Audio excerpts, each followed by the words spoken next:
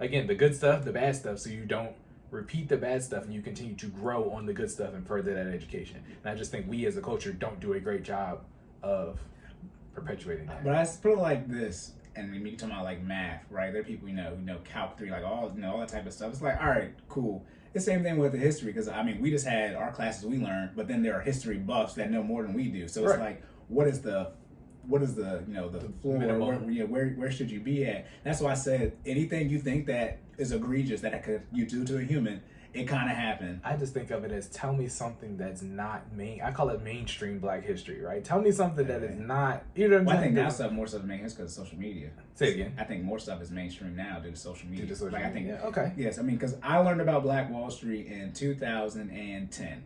It was second semester when we would get there, because that's the back end of it then. So probably in February, March-ish of 2010. That's when I learned about it. Now, my U.S. history class, we had all of the Black people. It was like 4 or 5 of us. They were assigned seats. So I don't know if our teacher did it this way, because it's second semester, so we getting into like the end of slavery, civil rights time period. Right. And we were all says me, and then I'm not gonna say their names. I'm whispering it. They know who they are. I love y'all. Y'all know. Put it like this. Hey. Put it like, because I was the only Black male in that class, and as y'all can imagine, high school version of me, a lot more ruthless. Okay, and then essentially we had, y'all traditional white people on the other side. Okay, and guess what? And it was like divided into the seats. Like there was a walk. That's how the classroom. So it was just a walkway, so you could walk in between the class. Right. As we crept up on the civil rights time period. Yeah. We would have a question on the board, and then we would essentially have a class debate about it, and anybody could speak. I love this class. It's my favorite class I've ever taken. And when I tell you, there were times where my Black counterparts, the women, will look back and say, "Cory, get him." I swear to God. I swear to God. Because there was one time in class, I'm not going to say the people's name, but the guy said, I don't understand why y'all get offended by the N-word when you weren't slaves. When I tell you, all the Black women, they slid down in their seats. I was in the back, and they slid down and looked back at me. I was like, then I knew it was real bad when we were having a conversation and it was quiet. Yeah. And then my teacher was looking around. He liked the guy from Ratatouille. Let's call him Mr. Ray. He liked the guy from Ratatouille. He was real tall, everything like him. And everybody was just like looking around. And then he was like, "Well, Cory, do you have something to say?" I'm like, what type of persona have I brought upon myself in that class? I got straight A's in that class. I got 3 questions when I went to final because I guessed on those. But yeah, that's from the history stuff. I remember that stuff. As you say, I'm a collector. You're collecting information, man. Look, that's awesome. I think that there's, like I said, when do you stop? But at some point in time too, it's like, are you going to move forward? Like, what are you doing with the information? Right. Are you always bringing, like you said, the excuses? Are you using that as your crutch? So talking about the reparations, we got to do DNA tests. Like, if you want to actually do it, like one of the worst things would be reparations, because if we get the reparations and then you fumble the bag, you can't ask for reparations twice for the same event. Like there are a lot of things to be in place. And then I'm also to the point, like, just hold the L and move forward. Admit that they won. And stop trying to play a game that's already been lost. Like they did what they had to do. The theory is what? The best way to predict the future is to create it. So I assume they were sitting down at some type of meeting and said, what if they come here and enslave us? Like, if you flip, what is if you split the roles and like you just put us in that position, it's like, why would they want to be in our position? That makes no sense. Aren't you trying to make the best life for your generations after you? That's what they did. Go ahead. So again, bringing it full circle, right? Mm-hmm. So I think the thing that really irritated me was just to talk about critical race theory. Did you hear about that? I'm not well versed in that, because then it gets too like what? So I think the underlying idea is that critical race theory is basically saying that talking or learning about slavery, or not even just slavery, but just harsh times in history, is too much due to the trauma that is discussed during those times. So they're trying to have them removed or from curriculum and it's a negative. It's a negative concept. Yeah, but they're trying to remove the history. Yeah, but it's they're trying to remove. So they're trying to remove the non-glamorous parts of Black history, or you know what I mean, or world history. I don't think it's. I think they're trying to open it up so it doesn't just pertain to you know what I mean, to African American. Well, when history. you get to World War II, there's a that's when the conversation gets complicated. You know what I'm saying? So I think my issue is that, right? So not only do you guys them removing it, I'm just removing it. Okay. Them removing it, right? Because then it's like, okay, not only are we not taught, because not taught all of the Black history, you know, I mean, at least from where I'm from, you know, because again, Cory has already proven that that's not true all the way around. So Miss Stratton would be disappointed if I didn't speak up. Look at that. she told us that y'all gonna be over prepared for college.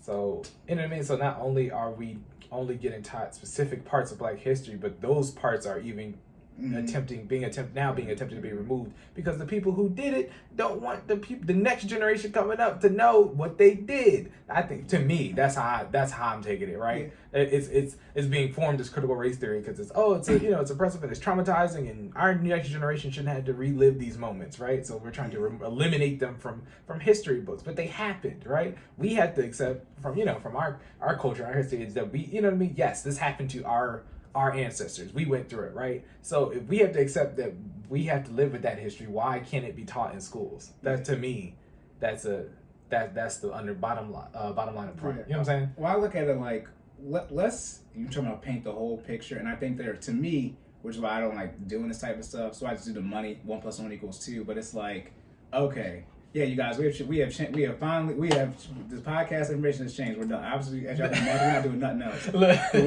Because Jordan's going to Google and he's posting something. The way I look at it is, and I think people show this. They'll show the civil rights leaders, right? I'm tired of seeing the Black civil rights leaders. Show me because some of them are during that time period still alive. Where are the white people at? Where are the white police officers who were letting loose with the dogs and, fire hosing people, right, on the citizens, everything, the spitting, throwing all the hot food? Where are those white people at? And if they passed away, where are their ancestors at? Because we know who Martin Luther King's family is, right? Where all these notorious, like, who's the Civil War, the Confederate Civil War leader? Jesus Christ. Robert E. Lee. Yeah, Robert E. Lee. Where's his family at? You see? And so it's like, at some point in time, because the whole history would be told, since we know where the Black ancestors are, I want to know everything. And so all the white people who were doing whatever they did, they're not gone. Their genetics didn't vanish. So it's like, where are they at? They sort of do it with the bad guy from World War II from Germany. They try to figure out where his bloodline is. But it's like, I want to know the whole picture. So that's how I look at it. 'Cause you see the pictures of all the people, like, yeah, they were in this movement, right? All the Black people. It's like, well, where are those white people at today, or their family? And then people just kind of look at me funny when I say that. Jordan's on critical race theory. Sorry, I just wanted to make sure it's all because if not, I'm gonna have to clean it up anyway. Okay. What is it? Yeah, no. So critical race theory, it's not just what I thought it was. It is again, that information that I pulled out was strictly from this discussion that was had yesterday. Somebody lied. Yeah, somebody lied to make it for you. Yeah. Woo. Okay, so critical race theory is basically.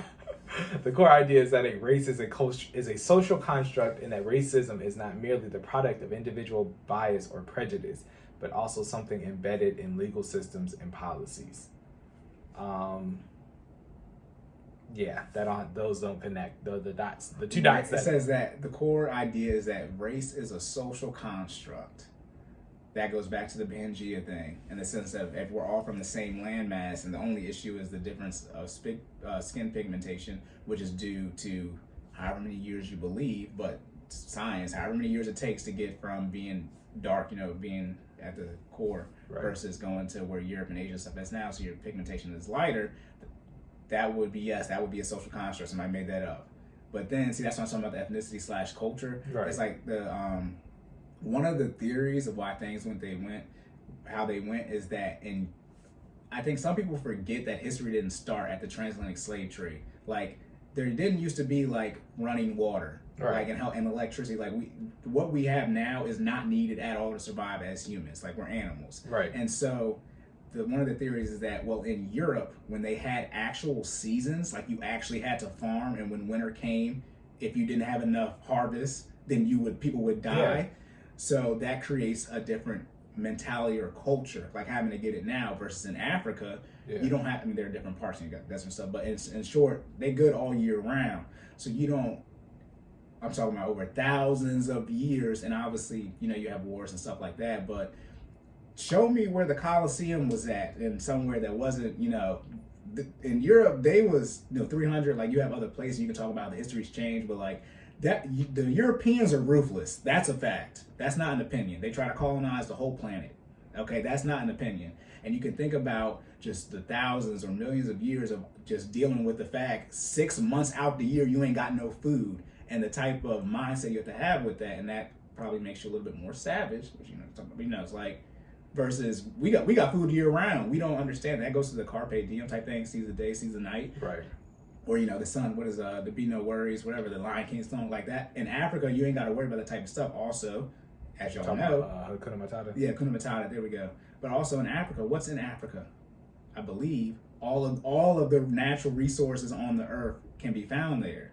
So it's like, you know, you start compounding those things before there was social media, and like when you start adding it up, before we had borders, right? When people could just show up like on 300 and say, "Hey, do this. If not, I'm gonna kill you." Right. Like, is a different situation versus quote unquote being racist. And like, how did they know there were enough resources? Like, you got to really think about where the mind was at back then, because you can't take your current brain where you have all of these luxuries and try to transpose it on them. It's like, bro, people didn't know they was going to eat. Yeah. And you talk about you would kill for your kid. Well, they was doing it. Yeah, like for it was real, about for that real. life. That's why they take over the land and stuff, and they kill all the men and stuff, and just use the women to repopulate. It's to gather the resources. It's a Thanos snap.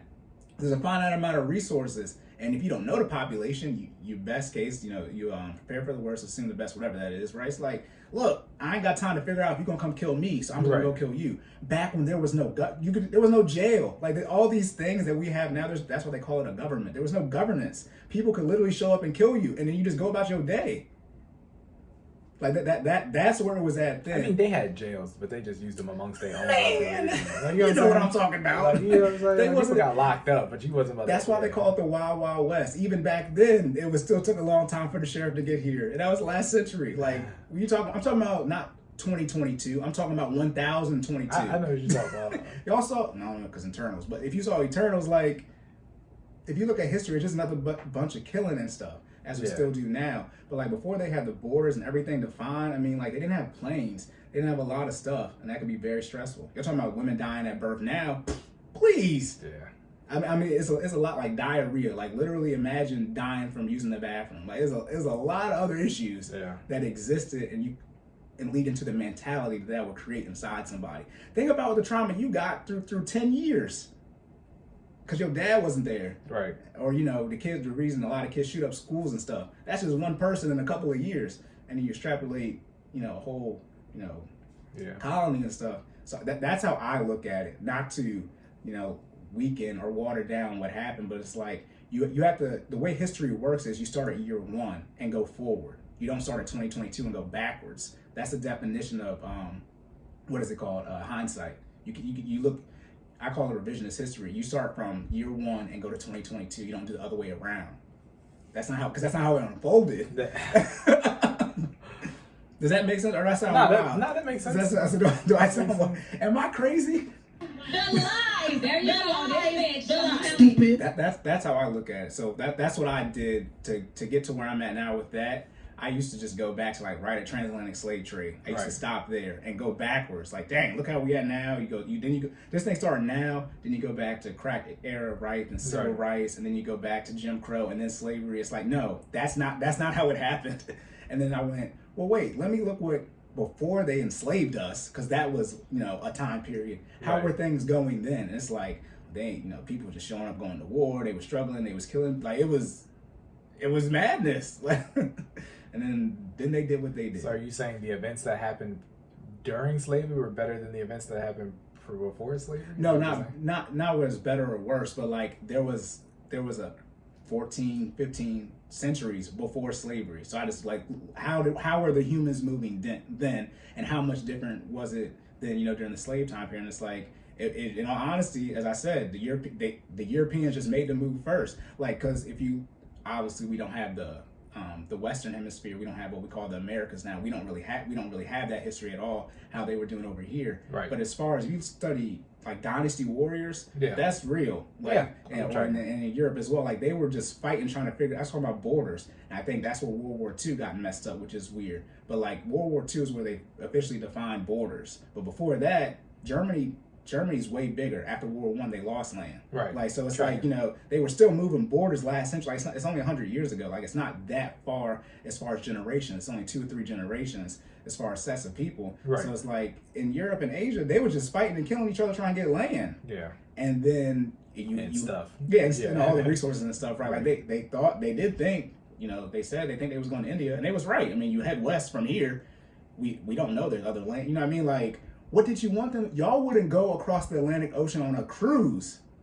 You know what I mean? Like, I'm just like there's some things where like they were just living the life that they did back then. And again, as I say, like, are you mad about the issue or are you mad that we lost? As I said, you don't hate oppression. You just want your chance to be the oppressor. Are you mad because we on the wrong side? And like, I mean, because at the end of the day, if the roles was flipped, you still get to keep all your black culture and stuff. Just the hierarchy flip. What'd be your issue? You'd be like how. I think history is history, and it shouldn't be altered or tainted by any type of, you know what I mean? You teach if you're gonna teach the good, teach the bad. That's all I'm gonna say, regardless of the role, my role, or my specific ethnicities or races role in it. Right? I want to learn about all of it. Right? Yeah. History should be taught. You know what I mean? Like I said, unbiased. Unbiased. Yeah. Right. And well, for me, unbiased, I don't look at it as good or bad. I mean, it just was stuff that happened. Because at the end of the day, it's not like Africa was incompetent.